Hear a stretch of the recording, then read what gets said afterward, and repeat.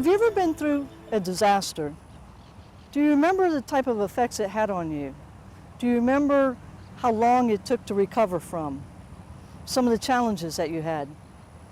My name is Diane Foyt, and I'm the CEO and founder of Corporate Crisis Management. And today we're going to discuss how to cope in times of disaster. We live here in Florida, which is a state that certainly is faced with challenges almost every year, whether it be fires, floods, hurricanes, tornadoes. And so what we'd like to do is help people to prepare better to cope with disasters. Over the next several minutes, we're going to talk about how to remain effective and be able to do your job during times of increased intensity, stress, and during times of disaster. What makes disasters stressful? Well, there's several things actually. Lack of preparedness. For a lot of people, it's the uncertainty. Do we leave our home or do we stay? What's going to happen eventually? What is the outcome going to be? For some, it's waiting to the last minute, realizing that you've waited too long and now the lines are too long on the interstates or the roads are already closed. Another challenge is conflicting information between different media outlets. We have internet access. We can look things up on our phones, on television, and what we hear from our friends while waiting in the stores to buy our home goods to secure our houses. Sometimes it's almost information overload, just too much information. So what is the truth and what is misinformation? It can consume a lot of time and energy. Just the very anticipation of an event, if it's a disaster that we know ahead of time, there's anxiety, fear, indecisiveness about making plans, sometimes even conflict with the other people we live with, whether or not we should leave. Exhaustion, frustration leading to conflict. There's a fear, will something happen to my children, to my family? Loss of home, neighborhood, job, even the physical surroundings, loss of trees and the way the neighborhood looks. It's just a loss of familiarity. And then will it happen again? We certainly learned here in Florida in the past, in 2004, that was a thing that happened over and over again with 4 hurricanes in less than 60 days. Differing realities, what I think might happen and what really is going to happen. Expensive, when we have to buy goods to prepare our homes. Is it in our budget? For most of us, the answer is no. What if we don't need to spend that money? Was it a waste of time? Are my neighbors going to make fun of me? You know, we prepared for it and they didn't, and then we averted the storm. Loss of communication, not being able to track down loved ones because the phone systems are down, the cellular connections are no longer working. We become disconnected from family and friends. A loss of power or access to information. We are so used to having information at our fingertips today that essentially with a mouse click or by accessing our telephones, we can get all sorts of information. A loss of sleep, even if we go to sleep, the ability to stay asleep when we're worried about what's going to happen is sometimes difficult. Making the decisions, if we haven't prepared ahead of time, what to do with the pets, where should the kids stay, should they stay out of town, should they stay with us, the parents? What do we do with people who are confined, who are in ALFs or the nursing homes, the disabled loved ones? Can they evacuate without assistance? So this is all part of the planning. Do we stay at home, especially if required to work? If you're in the healthcare profession or other professions that need to remain operational, there's a real disparity. Do we stay home and take care of our loved ones, or do we go to work and fulfill our employment obligations? And for many, that's a difficult decision to make. There's a disruption to routine. Schools may be closed. Work may have altered hours. Our social activities change greatly during times of disaster. These things are staples in everyday life. And when they change, it causes disruption. What does disaster stress look and feel like? How do you know you're experiencing it? Well, sleep patterns change. And probably one of the first things that happens is irritability. We start snapping at the very people we love and care about, or the people we have to work around. Our ability to concentrate, short-term memory loss. Our eating patterns change. Sometimes we'll eat everything in sight, and sometimes we can't eat anything. The way we communicate with people changes. Sometimes we talk excessively, and sometimes we just shut down and are very quiet and withdrawn. Social activities, like mentioned earlier in this video, changes just because it may not be available. Or we may be having to spend extended periods of time with coworkers that normally we don't have to do. Our attention span, our ability to focus is impaired, less attention to details. You may even experience physical aches and pains that you didn't have before. You become aware of that now, especially the tightness in the shoulders, the neck, the back. A sense of confusion over, well, what are we going to do tomorrow? What are we going to do the next day? Frustration and patience tends to wax and wane. Overall, probably the best description is we're just out of balance. What does disaster stress look and feel like on a community level? For many of you, that's who you're dealing with within your everyday job performance, is you're dealing with people in the community. As their frustration level increases and their desire to obtain information or get answers and their needs increase, they may become more of a burden onto the organizations out there to try to help. And sometimes you become the target of their frustration. You may see changes such as mistrust of authority, lack of motivation, or people just giving up, or people wanting to be at the first of the line when in fact their needs based on triage criteria may not be as important as some of the others you're having to deal with. Group mentality based on group perception of assistance or visibility. Often public services are targets during this time because we just can't get things out there fast enough or in a way that they perceive it should be done. Anger and frustration tend to take over. A sense of hopelessness. We saw that with Hurricane Katrina when people waited and waited and waited to be rescued and they just gave up. For some, there was just no way to hang on any longer. And I think just a general sense of feeling overwhelmed. How do we minimize this stress? Well, the first thing we can do is to plan for disaster. Well, let's face it, we're residents of Florida. We should have a good disaster plan in place, and we need to be prepared. And what being prepared means not only having a plan, but making sure everybody within the organization and within our families understands what their role is and what they're supposed to do. And also, if we've bought supplies, how to utilize them in the best way.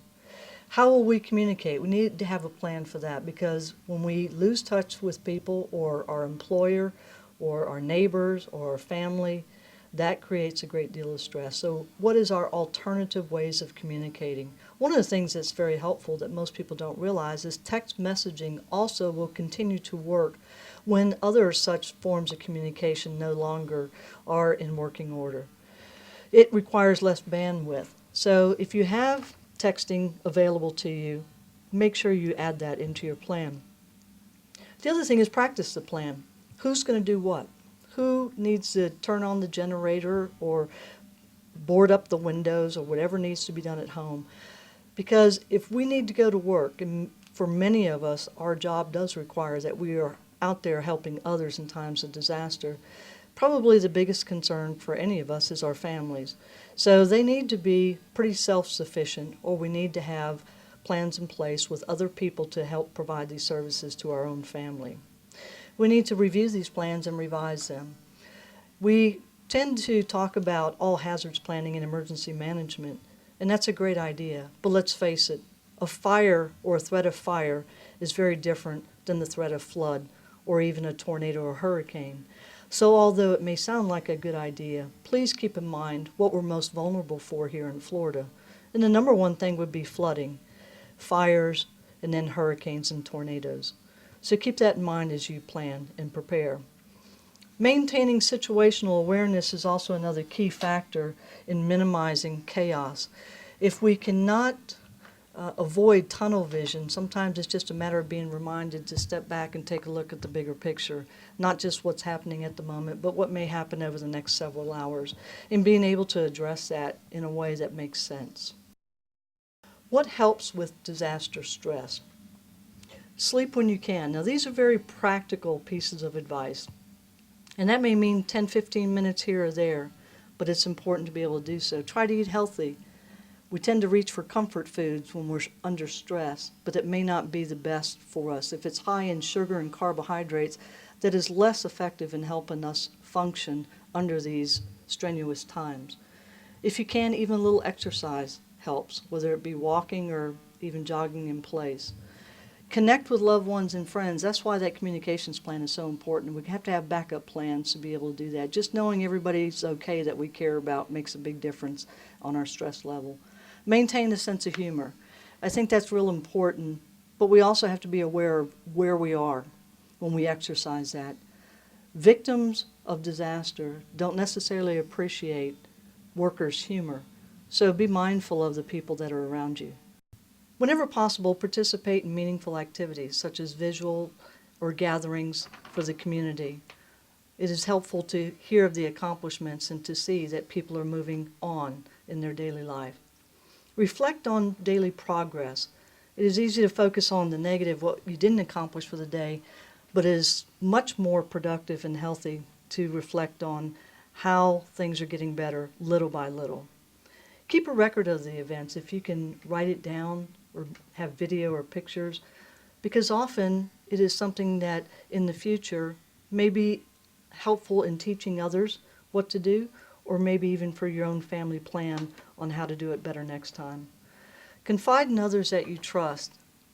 We are social beings, and it's very helpful when we talk through some of our stresses and anxieties. And so find someone you trust that can keep things confidential and confide in them. Showing and experiencing gratitude can be very helpful. As soon as possible, try to outline a schedule that you can stick to. It provides this sense of normalcy, and it's also predictable, which is very, very helpful when things have been so chaotic. Recognition for those that have done an outstanding job, and an outstanding job may be that they showed up to work or that they got the paperwork through in time. It is real important that people get this positive feedback. It is helpful, it is grounding, and they deserve it. Being and talking with others that have had similar experiences is also helpful, because they are a reminder that you can get through it too, because they did.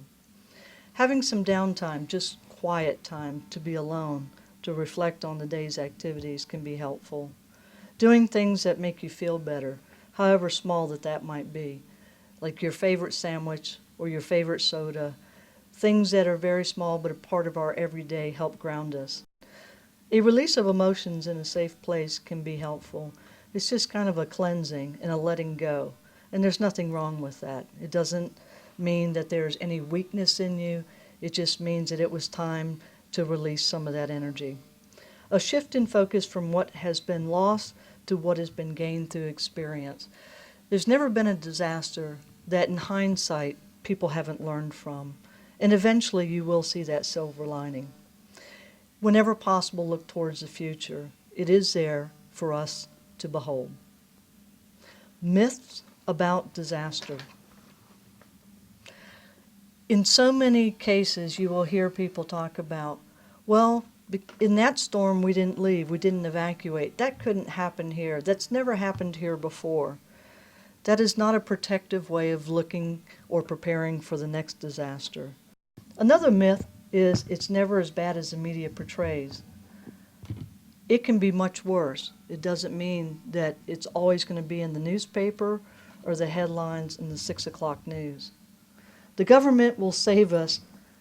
FEMA is always ready and waiting.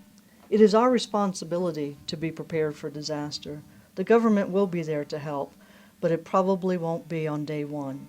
They tell us to prepare to be on our own for 7 to 10 days. Chances are they'll be there much quicker than that. Another myth is things will return to normal again. Well, when the landscape changed, the buildings are leveled and the trees are gone, it won't be normal again. We often hear the term new normal.